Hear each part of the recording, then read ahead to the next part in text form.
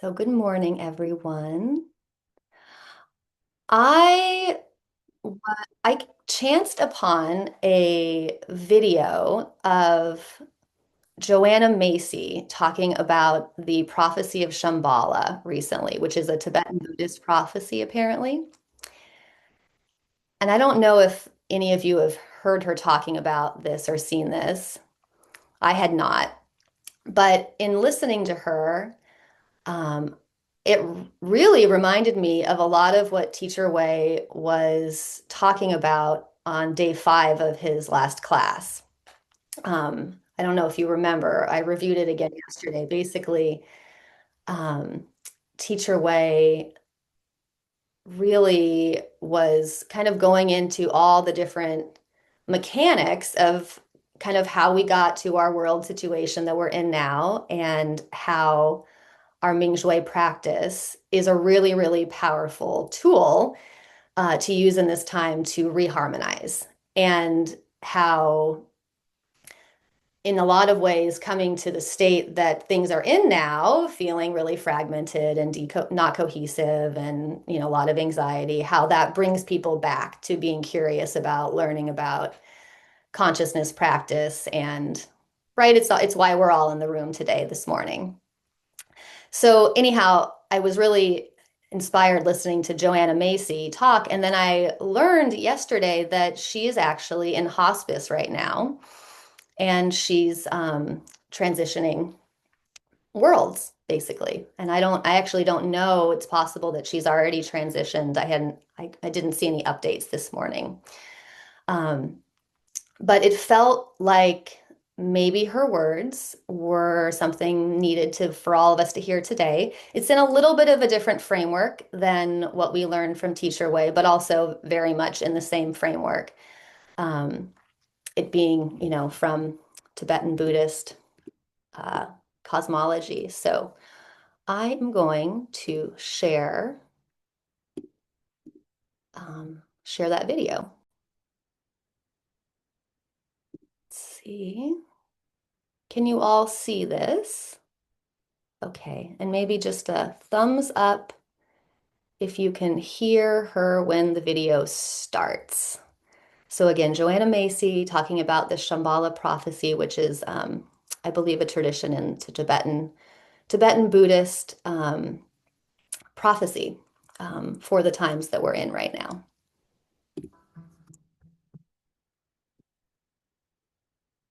My dear friend and teacher, Can you hear? Gyal Rinpoche, tells it this way, and I share it in that same way. You have something in your home right now that could make you thousands of dollars and Hold on. change your financial future.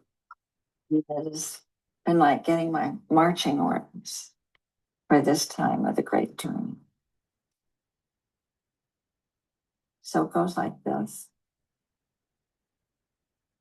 There comes a time when all life on earth is in danger. In this time, great powers have arisen, barbarian powers, and although they waste their wealth in preparations to annihilate each other, they have much in common. Weapons of unfathomable death and devastation, and technologies that lay waste the world. And it is just at this point, when all the future of all beings hangs by the frailest of threads, that the kingdom of Shambhala emerges. Now, you can't go there. It's not a place. It exists in the hearts and minds of the Shambhala warriors. Actually, you can't tell a Shambhala warrior by looking at her or him because they wear no uniforms, no insignia, wave no banners, have no barricades on which to climb to threaten the enemy or behind which they can rest and regroup. They don't even have any home turf. Forever and always, they must move across the terrain of the barbarian powers. And Gyal Rinpoche said to me, now is the time when great courage is required of the Shambhala warriors. moral courage and physical courage, because they're going to go into the heart of the barbarian powers to dismantle their weapons.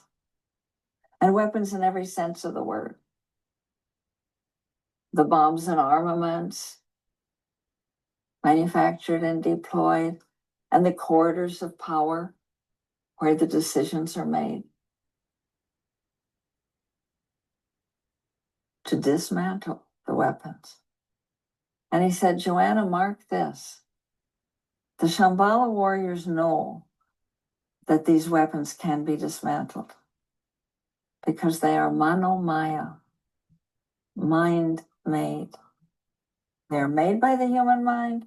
They can be unmade by the human mind. Because the disasters that are threatening us and unfolding are not brought about by some extraterrestrial force or some satanic deity, or even by an unchangeable, inexorable fate. They arise from our relationships and our priorities and our habits. They're made by the human mind. They can be unmade by the human mind. So the time is upon us, he said, when the Shambhala warriors go into training. Well, you can imagine. I said, how do they train? He said they train in the use of two weapons. And that was the term he used. What are they, I asked. And he held up his hands the way the lamas hold the ritual objects in the great lama dances of his people. And he said, one is compassion, and the other is insight into the radical interdependence of all phenomena. And you need both. One is not enough. You need the compassion because that provides you the fuel, the motive force to get you out there where you need to be to do what you need to do. And what it consists of, basically, is not being afraid of the suffering of your world. And you know, when you're not afraid of the suffering of your world, nothing can stop you. But that by itself, he said, is too hot. It can burn you out. So you need the other. You need that wisdom, that insight into the mutual belonging of everything that is interwoven as it is in the web of life. And when you have that, you see, you know that this is not a war between the good guys and the bad guys, but that the line between good and evil runs through the landscape of every human heart. And we are so interwoven in the web of life that even the smallest act with clear intention has repercussions through that web that we can barely see. But that, he said, is a little cool by itself. So you need the heat of the compassion. And if you've looked at the Tibetan monks chanting, often you will, in their pujas, you will see their hands doing moving mudras. And often as not, they are dancing the interplay between karuna and prajna, compassion and wisdom. Well, that's the prophecy. And this is it. I've got my marching orders. And I remember my son Jack was with me at the time with the rest of the family. We had quarters at the edge of the settlement. And I went home that evening and I said, you won't believe the prophecy I just heard from Joanna Macy. And I told it. And Jack said, what did he tell you how it's going to turn out? Did he tell you how it's going to end? I laughed. He said, no, thank goodness. I wouldn't have believed him if he told me how it's going to turn out. And don't you believe anyone either who tells you how it's going to turn out. Is that not knowing that is our great gift, that don't all mind, that lets us be great and lets great things happen.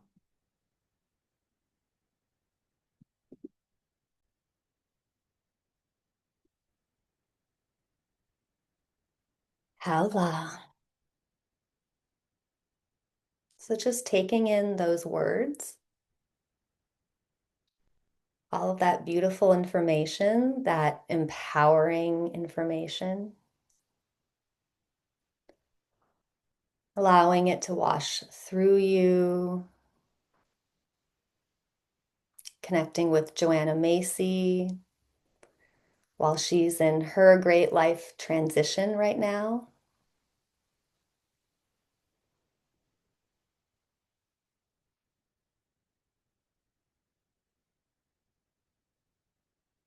And recognizing that in this room today,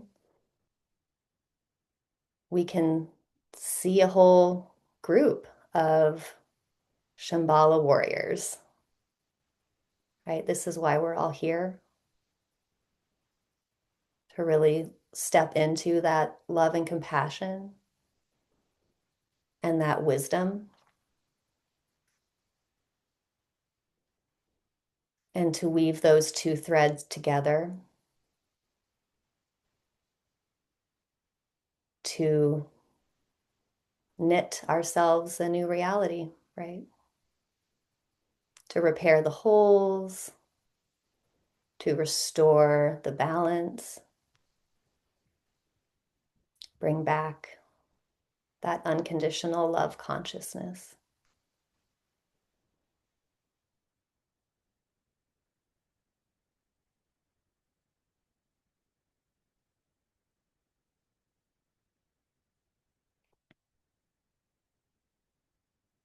So I'll just open up the floor if anyone has any comments or thoughts that they've had, either from this video I just showed or the material that we've been studying with Teacher Way, which again, has really been in this same message, especially that class 5 of our July module.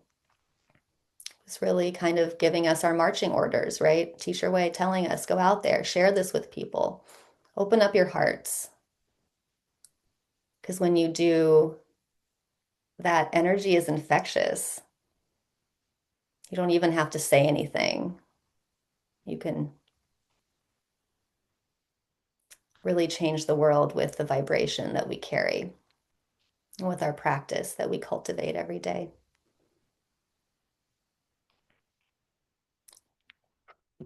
Go ahead, Jeremy. Hi. Welcome. Hi. Hi. Um,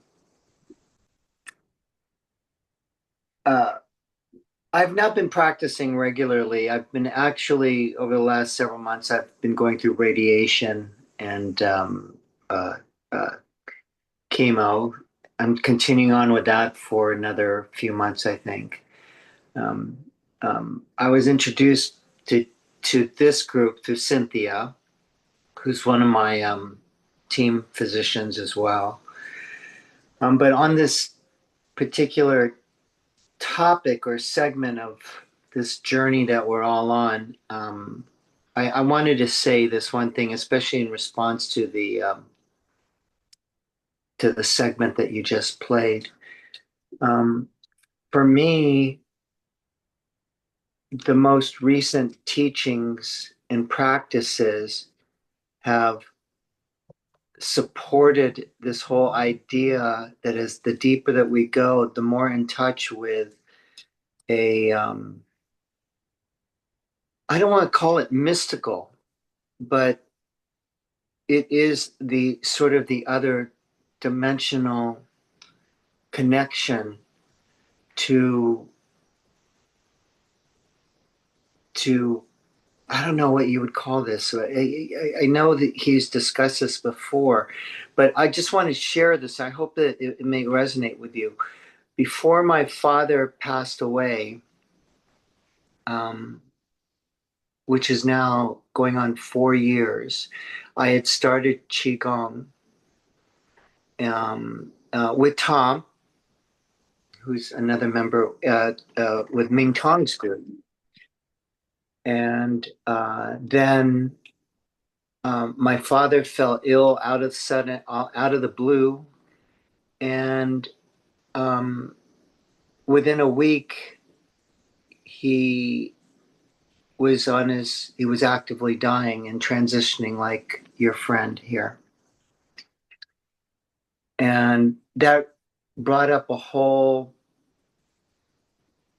range of issues of feeling betrayed by life, um, uh,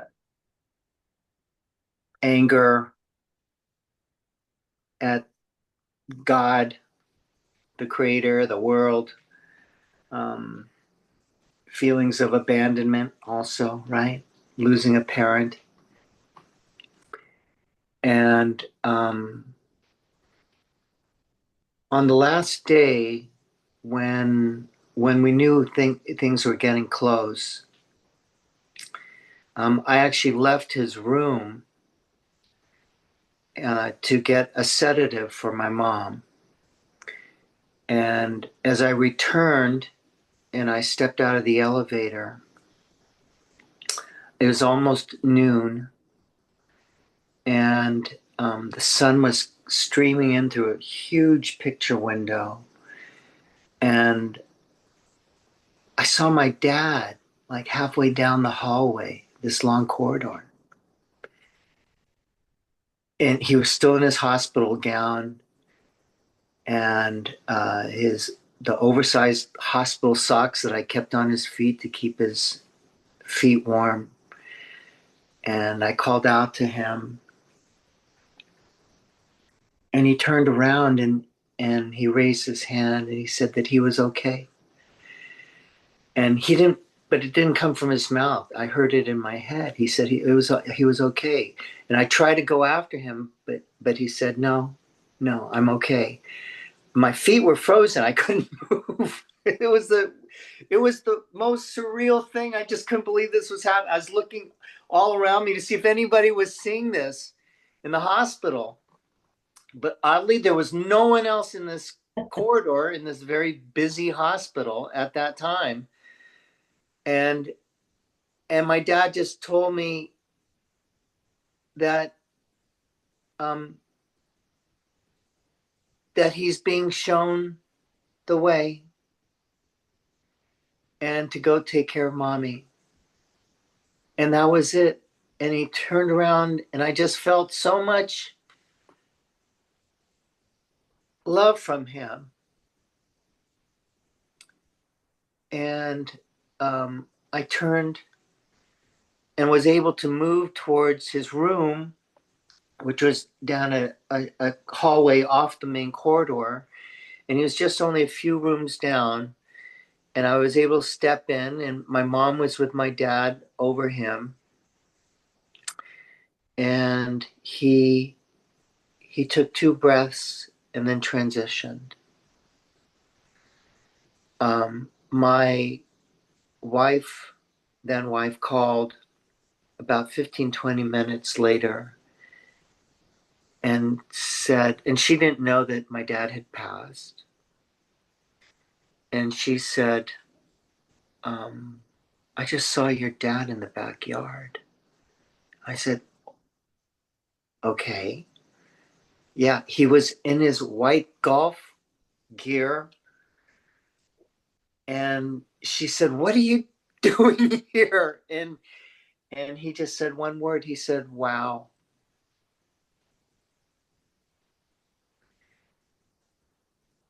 And then I told my wife that he had passed just 10 minutes earlier. I brought my mom home, and she was obviously overcome with grief, as I was.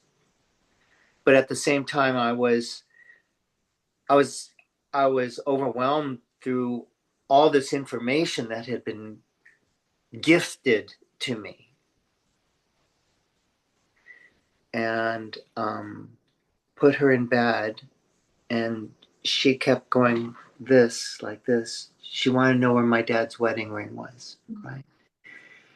And I told her that we had it, which was a lie. We'd lost it when he was in the hospital 7 days earlier, and they were doing imaging and all this stuff. And I was very upset by it because he never took that ring off his finger. And they, so I couldn't tell my mom, it would break her heart. So I didn't tell her the truth at that time that we had it. The hospital called 2 days later and said, we did investigation. We saw the video. Your dad was wearing the ring in the emergency room, and but it was probably lost when doing imaging when they take all the metal off. And I said, okay. And that they said insurance would take care of it, all that, and they would be calling me back. And I ended up going upstairs where my mom and dad hadn't been in their big, huge 2-story house because my mom had an hip implant. They'd been living downstairs, and I was rummaging through some things, and I found my dad's ring and my mom's jewelry box. Oh, wow. So that's just crazy. The reason why I'm sharing all this, and there's so many more other stories that I've had since through my journey, um, and I'm sharing this because it was so odd. Right before I joined today's class, I had gotten a YouTube message about what it is to know versus what it is to believe. And through these teachings with Teacher Wei and on this journey,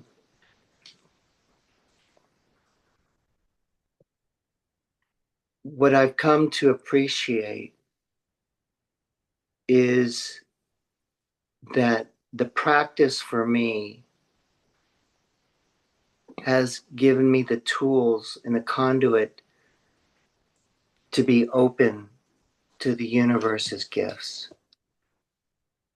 And on my own healing journey.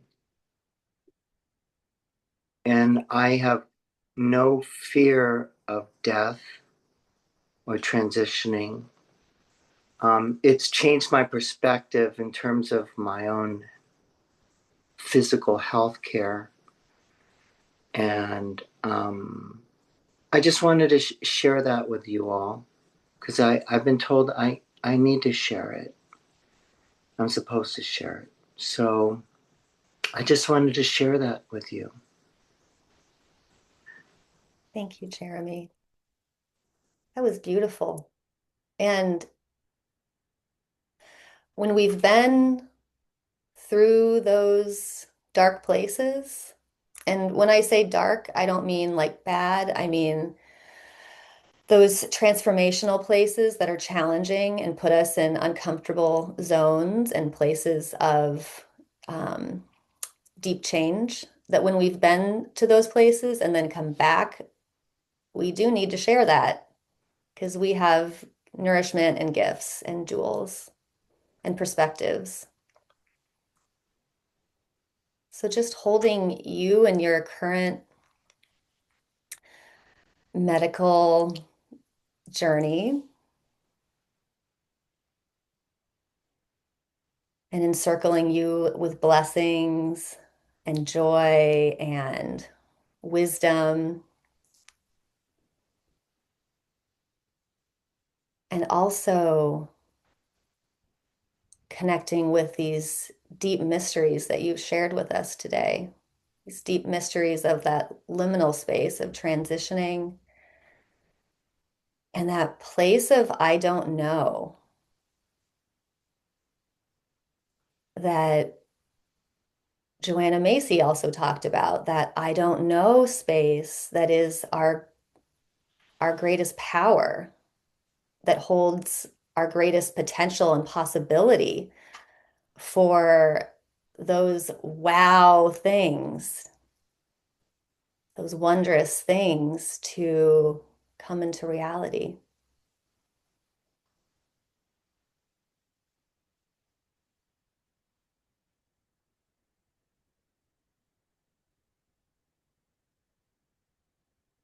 Thank you. We're weaving something potent this morning.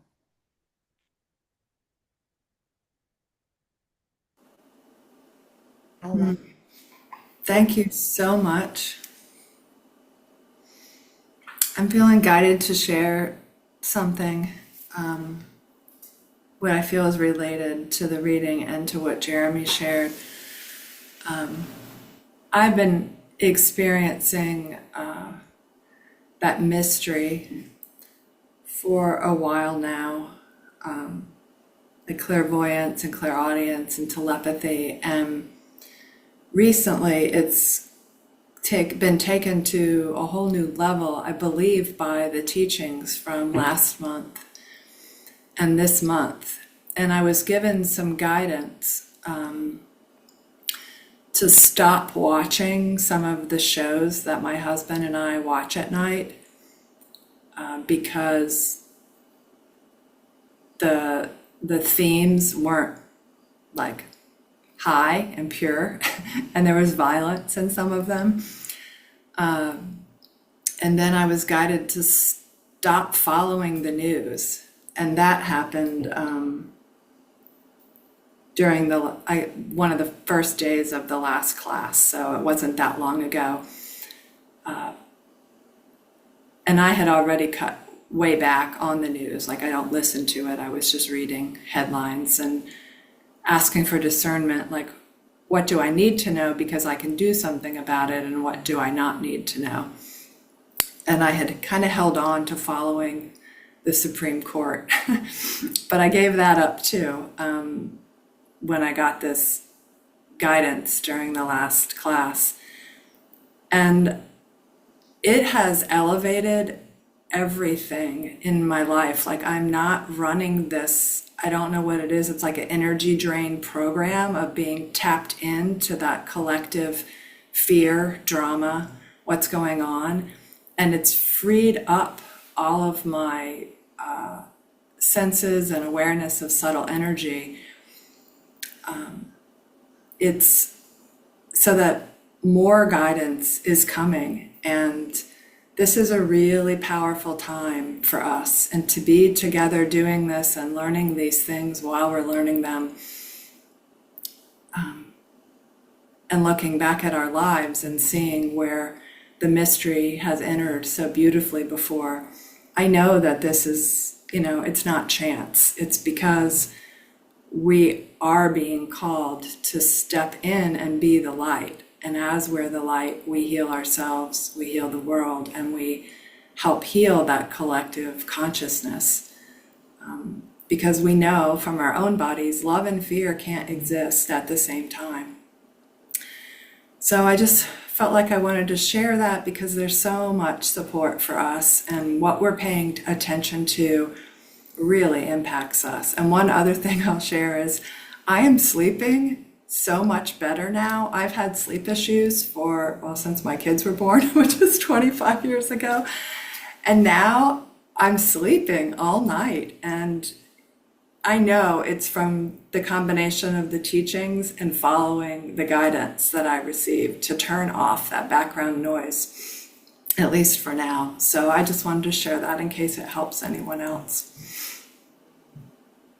Thank you, Stephanie. Thank you.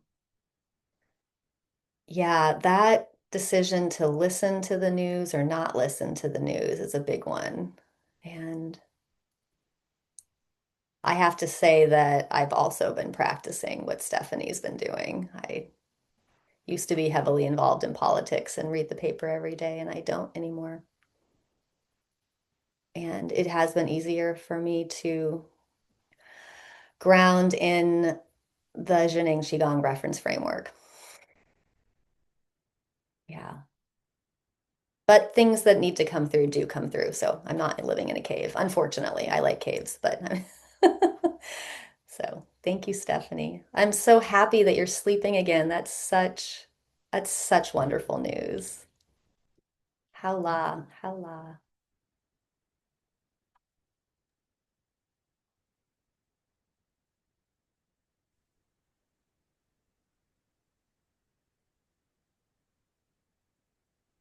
Are there any other shares that want to come out before we practice? Hi, Adele. Good morning. Hi. Yeah, I'd like to share. Um, really, since the beginning of the June classes, my life has I've been going through a lot. And especially after this last Teach Your Way class, I've had a lot of grief come up and want to be worked with and listened to and held in love. And I went through a couple of days, 48 hours, where I'm not exactly what sure, but I think my SI goes out, and then I can't I can't straighten my left leg, and I really can't walk. So I scoot around the house with hiking sticks on a little rolling stool. And I don't collapse into fear, but the fear is always there, still in the background. And what I've learned from all of this stuff in the last 6 weeks, 7 weeks, is that I began to ask for help.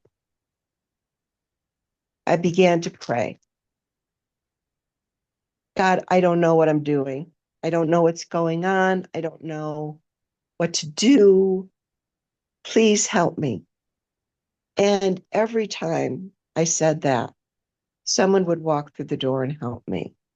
Or I was on a Zoom call and somebody asked me to stay afterwards to give me more information, to help me move through the challenges that I was being presented. And that has been such an incredible gift for me to take the responsibility for myself, my choices, my feelings, my thoughts, my actions, and at the same time, ask for help, reach out to love, to connect with the love and not feel isolated and alone. And that has been such an incredible learning and teaching for me. So that's just what I wanted to share is I feel so different. I don't feel like I have to do everything on my own anymore. And it's also been with this community and the healing transmissions that come through these practices and with Teacher Way and the field. I think that all supported me in being able to step out of the Miss Independence attitude and and and open up into all that there is, all the support that Stephanie's talked about and other people have talked about. So that was all. That's what I was called to share this morning. Thank you, Adele. Thank Let's sit together with Adele and just sit with her fear she's talked about,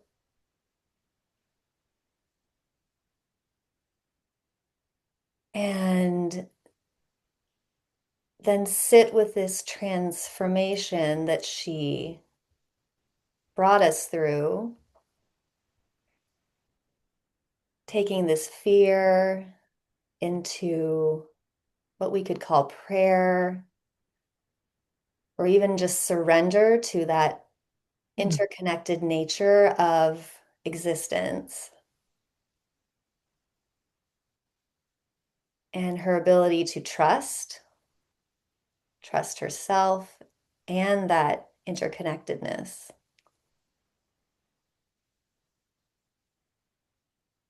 And that brought her what she needed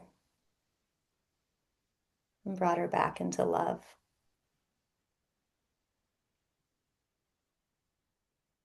Thanks, Adele. Mm. Thank you. Thank you.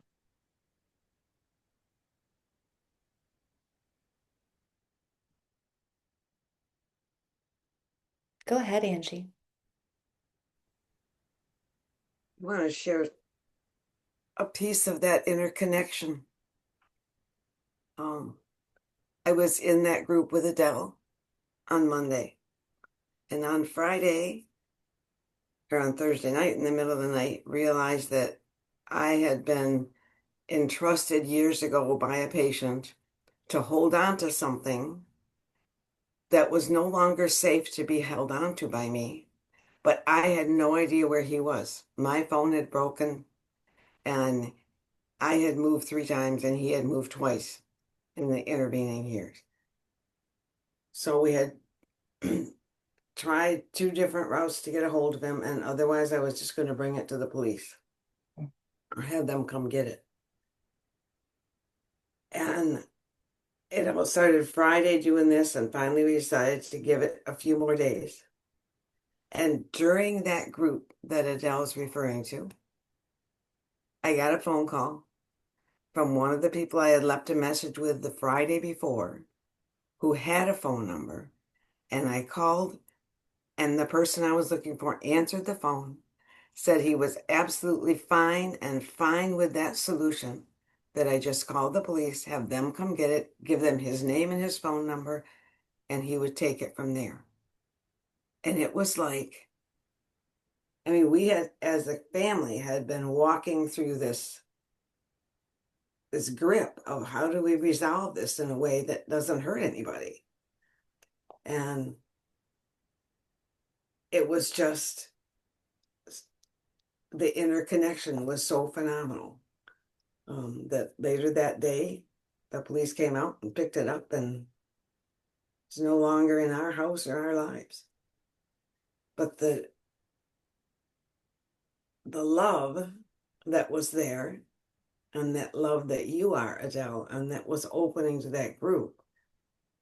Because the person who called to give me the number said, I honestly don't know when this message came from you or what it's about, but I've got your phone number written down on a piece of paper here, so I figured I better call you. So I immediately hung it on the world consciousness community and Ming Shui that somebody had solved that problem that I couldn't figure out how to solve. So, hola. Hola. Thank you for that good information. Congratulations for releasing a burden and allowing that thing to go where it needs to go. Hola. Thank you, Angie. Yeah, and thank you all of you for really being open to entering the great mystery this morning. Entering that transition between logic and magic, or life and death, between the physical and the consciousness.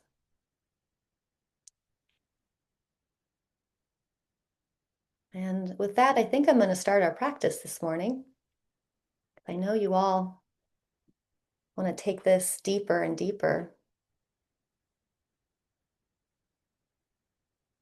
So, finding your comfortable seat, feet on our beloved earth.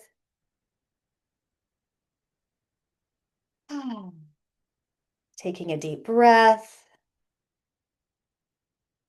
tucking the tailbone, straightening the spine, tucking the chin, and raising by way up to the heavens, connecting in with the glorious mystery of all of creation.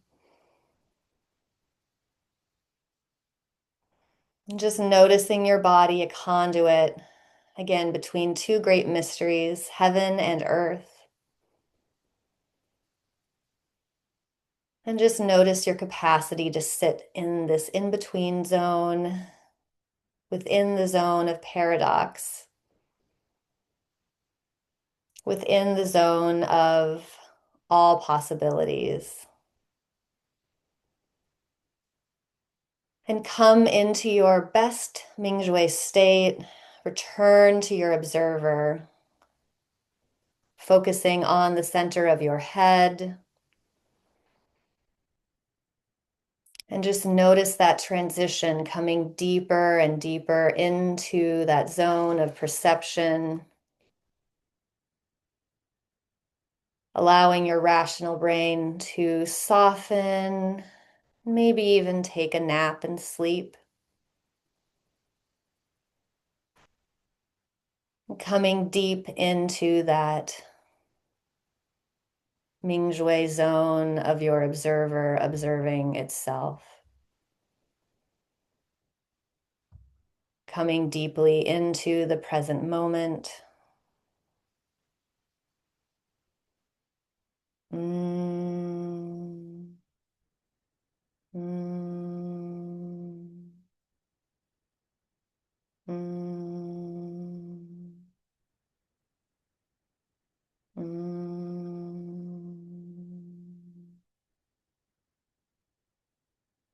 Mm.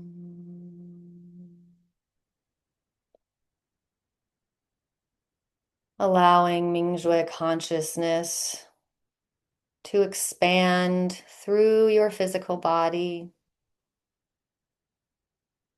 Mm. Upper dantian, middle dantian. Mm. Mm. Lower dantian. Mm. Mm.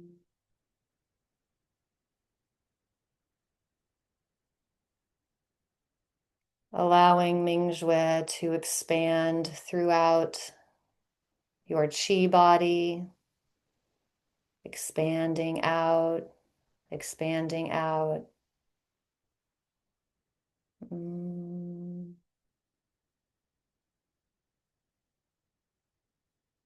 Mm.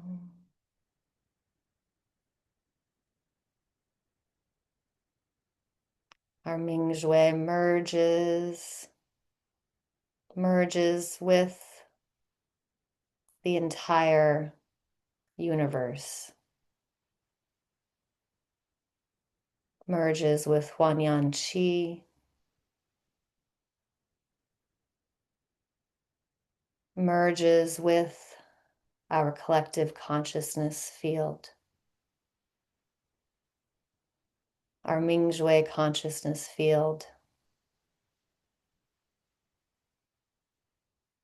We are one.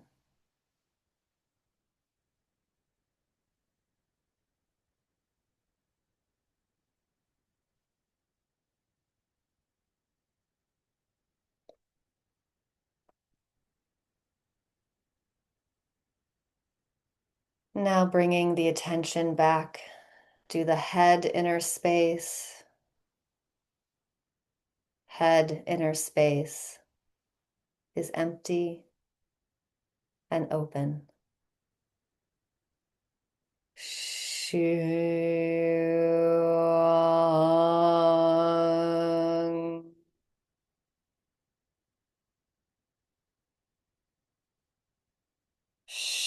Shoo.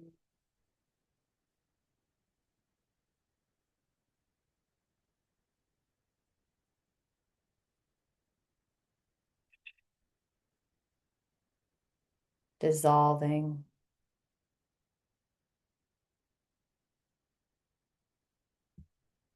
Neck, inner space is empty and open. Shoo.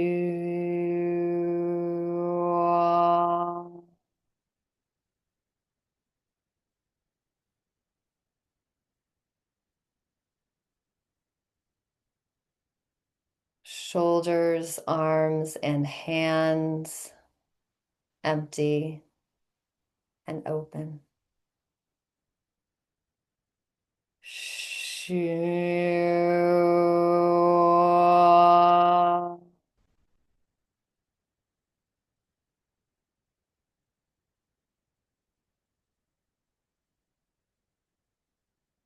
Heart, lungs, breasts, empty and open. Shoo.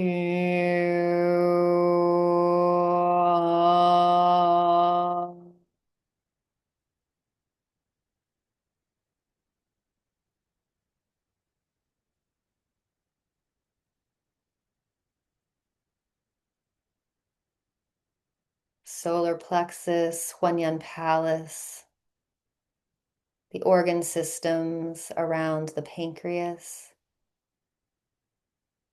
liver, gallbladder, spleen, stomach, intestines, bladder, empty and open. Shoo.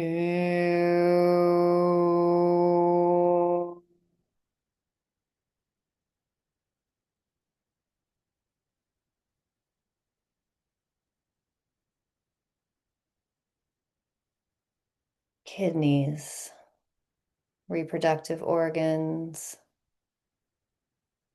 pelvis, empty and open. Shoo.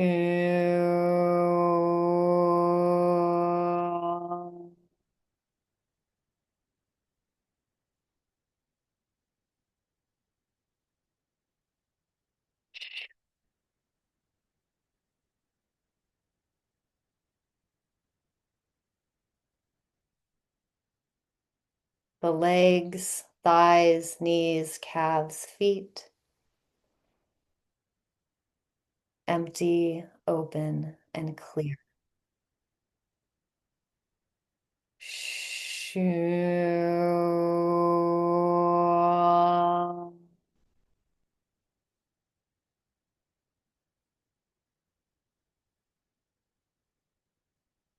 The entire spine and nervous system open and clear. Shoo.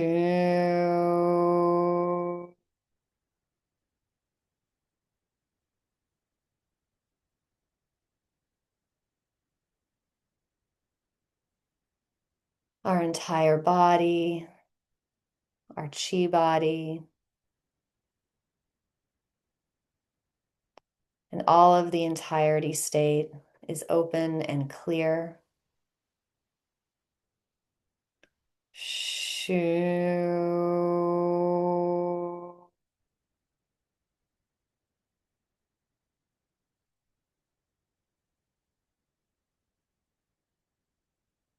We are Mingjue love, feeling that unconditional love, that door that turns any situation into peace and happiness and joy and gratitude. We are Mingjue love.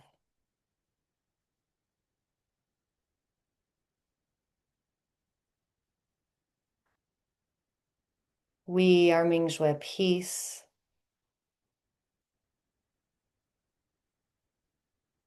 We are Mingshui happiness. We are Mingshui gratitude.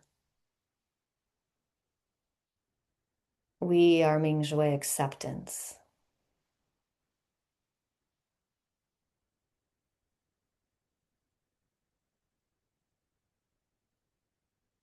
Just breathing.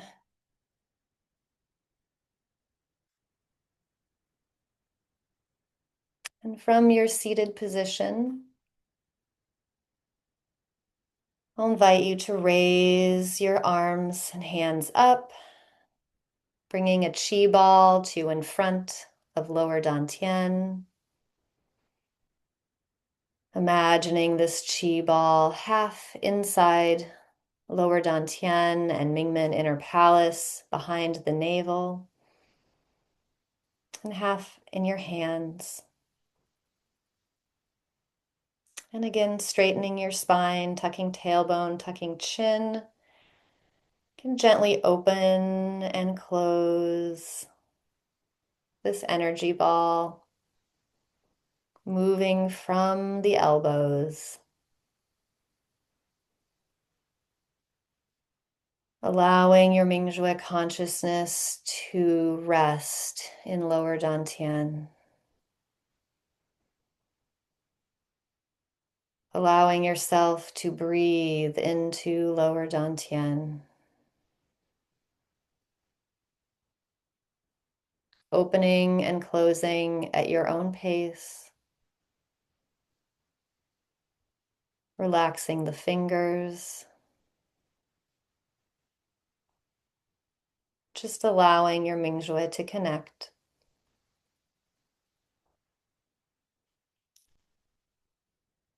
Allowing your body to receive.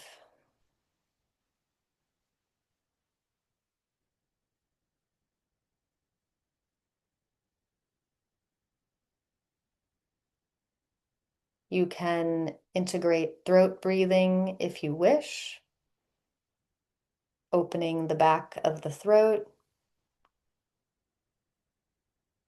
allowing the energy to merge,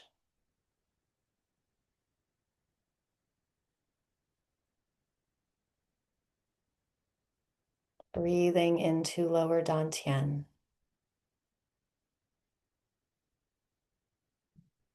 Visualizing Huanyan Qi, that infinite energy of creation flowing into the top of your head, where it is refined in Shenji Palace, refined for perfect use in your body. And then imagine it flowing through your body,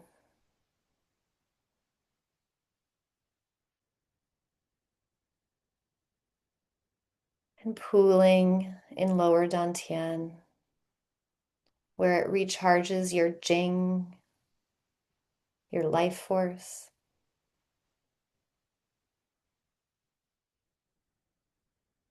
And as you open and close, you are also drawing energy in and refining energy for perfect use in your body.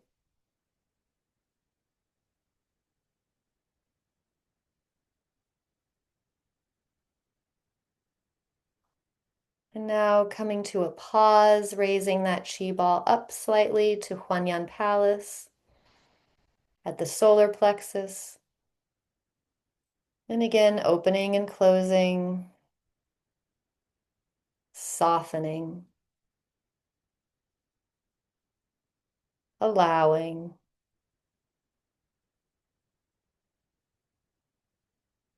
harmonizing your organ system.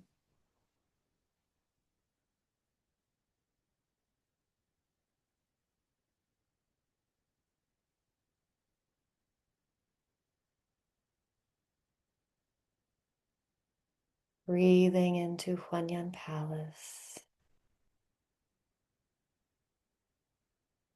Sleeping, but not sleeping.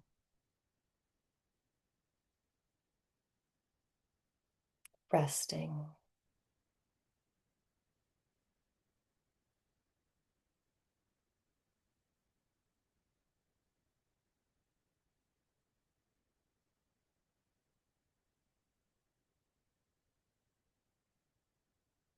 And now coming to a pause, moving the chi ball to the heart space.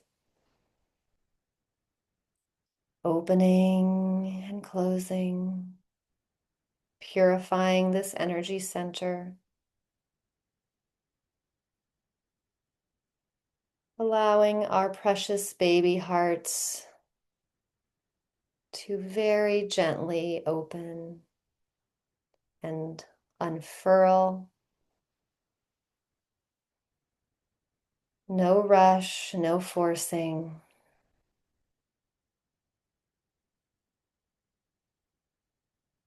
Like a blooming rose, opening and closing.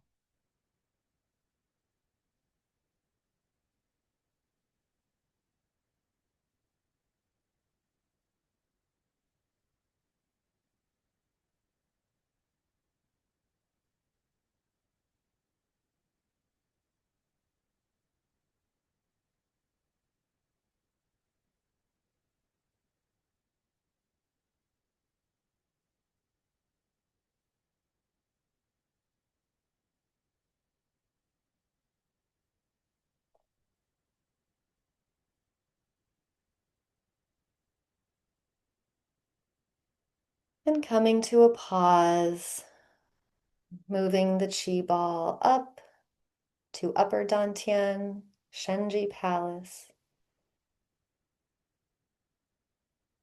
And again, opening and closing, allowing the energy to do what it needs to do.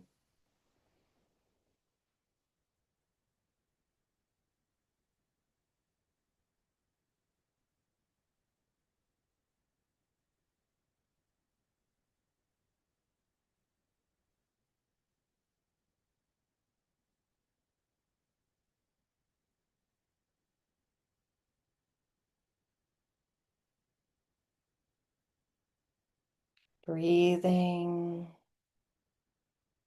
surrendering to the practice and the method.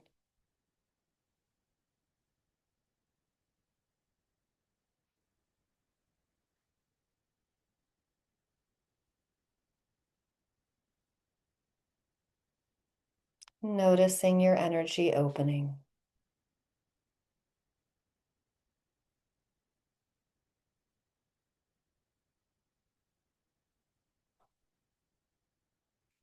And now coming to a pause, lifting this chi ball up, up, merging this chi ball with the center of the universe. Breathing in, holding the breath for a moment. And then releasing, pouring chi down into the top of the head, neck, shoulders, arms and hands, heart space, solar plexus, all the organs, and down the legs.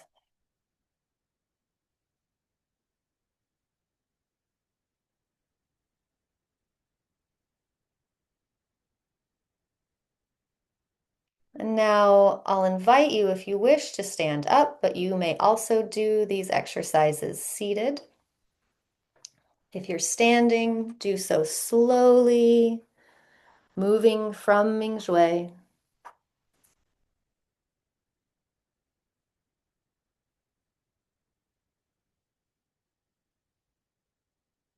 So finding your standing position with feet together,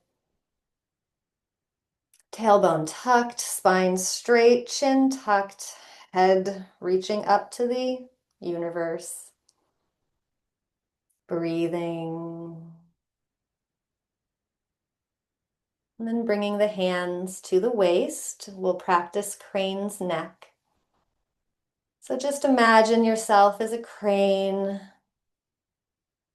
with a very, very long neck. You can close your eyes if you wish.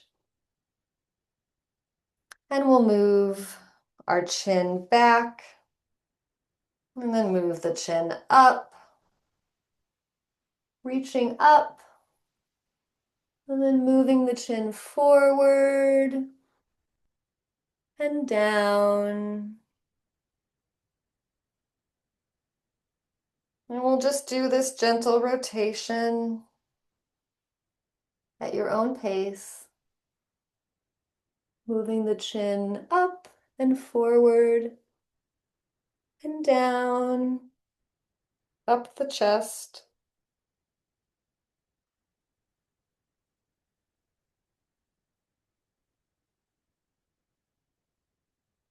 This is a gentle movement, no need to push or force. You're moving from your Mingshui wisdom, moving in exactly the way your body needs to move today, which may look a little different from how it needed to move yesterday. And that's okay.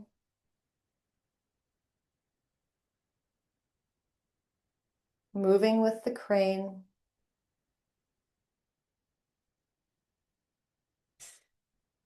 And then when you're ready, coming to a pause. And we'll go the other way. So neck tucked in and moving down the chest. And then straight forward and pointing up. And then back down again. Noticing your neck's full range of motion. Noticing how this movement radiates all the way down the spine. And relaxing.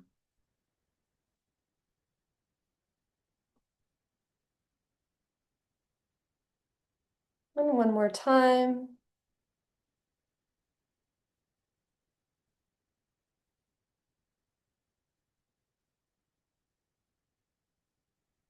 Coming to a neutral position.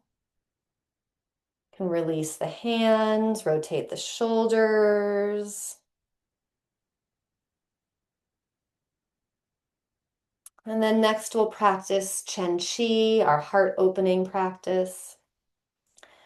Raising the arms, moving the palms up, and focusing on the center of the shoulder blades. We'll move the arms in and out, moving from the shoulder blades, not raising the shoulders as possible.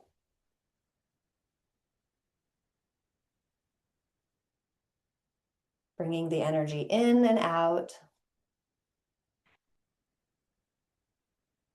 going at your own pace, and breathing. Finding the ease in the effort. Noticing if you can relax just a bit more.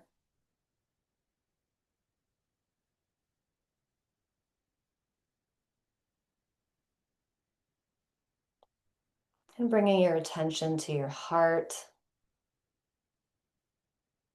Just noticing.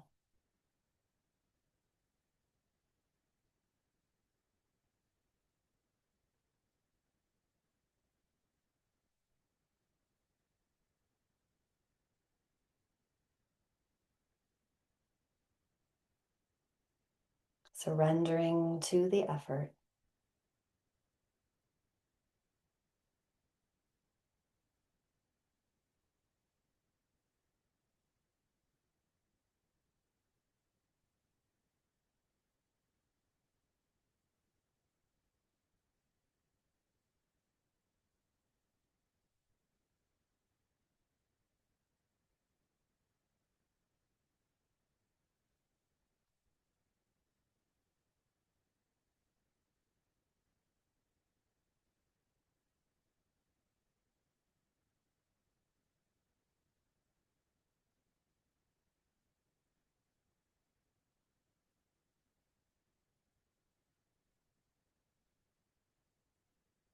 And when you're ready, coming to a pause. And lowering the arms, circling the shoulders. You can go slowly to really feel into all of your muscles that were activated, bringing your Ming Shui into your shoulders and your back. And then rotating the shoulders the other way, just noticing any feelings of renewed vitality, openness, maybe strength and confidence in your body.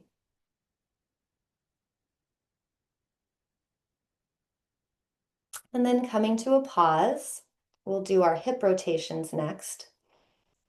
So bringing the feet out, stepping on chi to about shoulders width.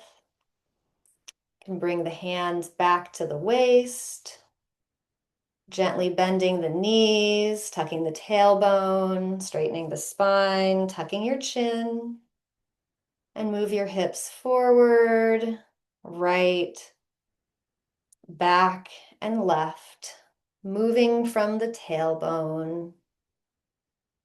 You can go as slow as you need to make sure you reach every part of the rotation. Or if you'd like to go fast, that's fine too. Whatever your body needs.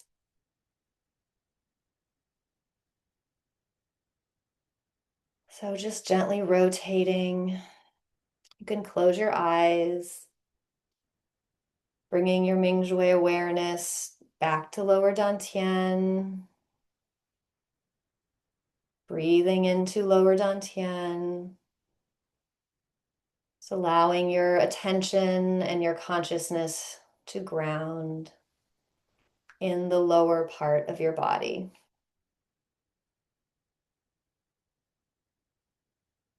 Feeling your connection to the solid earth,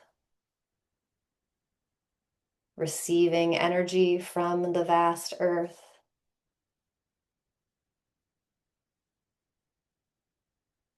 And breathing.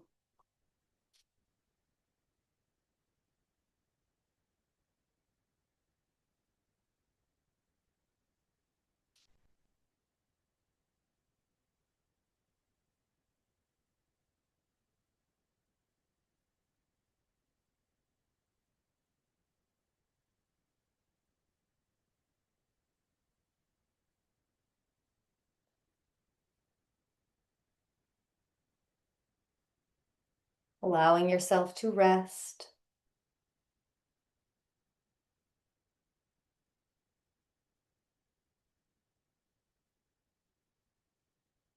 And then when you're ready, coming to a pause, we'll go the opposite direction.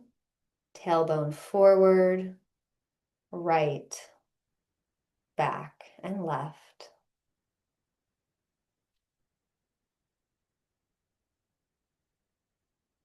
Really noticing, becoming really intimate and familiar with where your body is today. And again, resting in this attention and this beautiful concentration. Going deeper and deeper inward.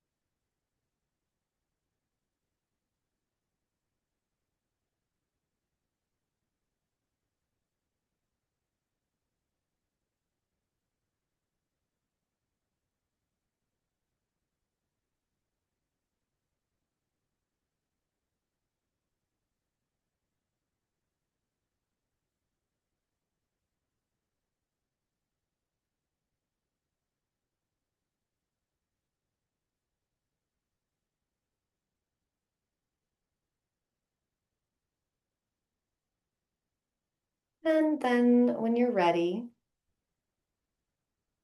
coming to a pause, lifting up, stepping on chi, bringing the feet back together, releasing the hands and lifting a chi ball up, lifting a chi ball up, merging with the center of the universe, breathing in, bending back, holding the breath, receiving, and then pouring chi down. We'll do big circulation a few times. So pouring chi down into the head, neck, shoulders, arms, and hands, into the chest, tucking the chin, bending forward slowly.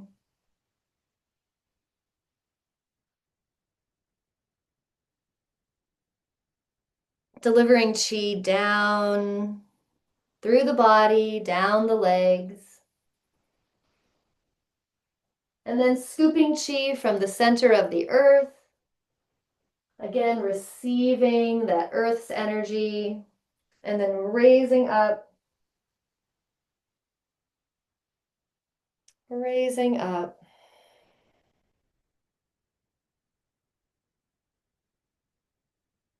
Bringing chi, bringing the chi ball to the center of the universe, breathing in, arching the back. And then pouring chi down, delivering chi to the head,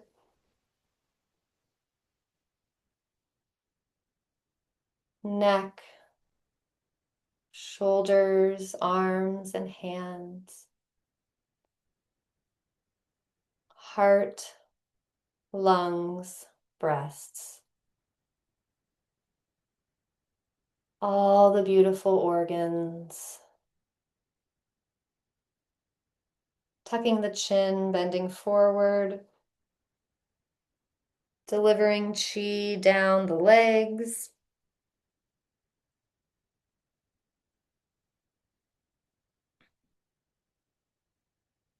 Scooping chi from the center of the earth, breathing in, raising up.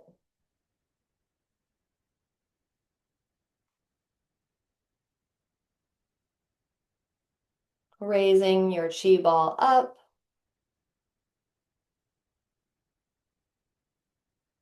Merging your chi ball with the center of the universe. Breathing in, arching the back. And pouring chi down through the head.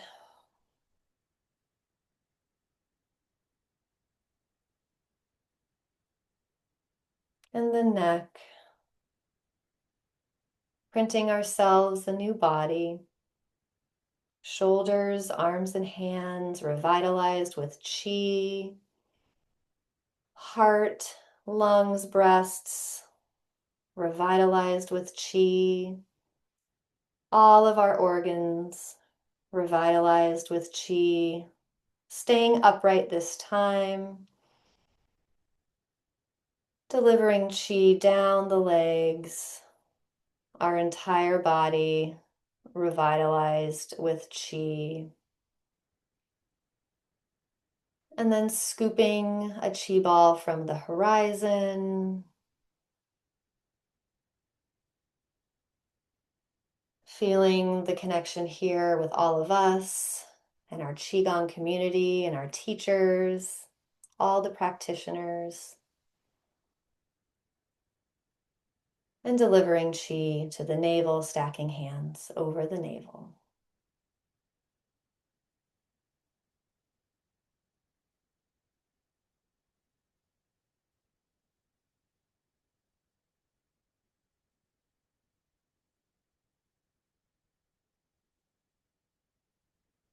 Hala. Howla. Howla.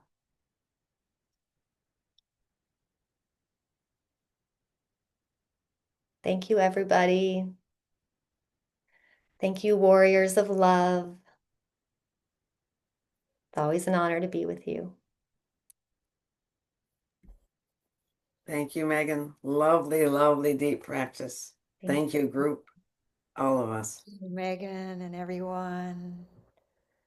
So beautiful. I saw this when I was practicing from Adele. I don't know if you can see it. It says pure baby hearts. Oh, computer, it's not working very well. But anyway, Oh, thank you all the pure baby hearts. Thank you, Adele, for this bookmark. oh, that's beautiful.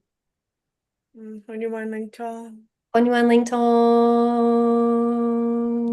Oh, Could I tell Adele one thing? Go for it. At the end of her time, I saw Adele get out of this big blue pickup. Unknown caller. And sorry, my phone was ringing. She got out of this big blue pickup carrying this toolkit. And it's like she patted the blue pickup and the pickup floated with fear, just drove off. And I just thought, I don't know where that came from. I don't see stuff like that very often, but it was just so alive for me for that moment. So sometimes I think we just need a reminder that we can survive the fear and that we can let it go. And even if it comes back, and let it go again. So, Hala. Allah. La. Allah. Hala to all of our Mingjues and our super abilities and just the wonder and magic. And for pickups. And surrender. And surrender. Allah. Surrender. All right. See you soon. See you soon. Lovely group. Thank you all. Thank Lovely practice. Thank you. Bye.